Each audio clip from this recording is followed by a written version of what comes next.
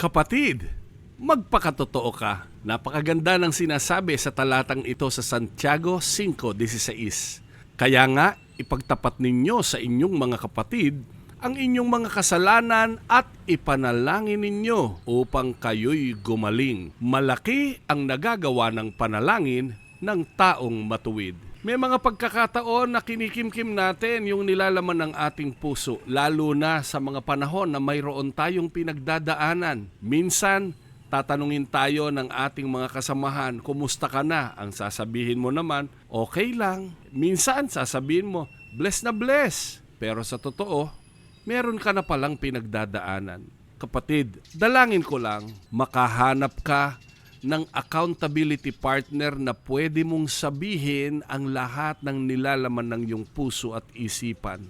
Lalo na patungkol sa mga panalangin na kailangan ng bawat isa sa atin. Hindi aksidente na nakikinig ka ngayon.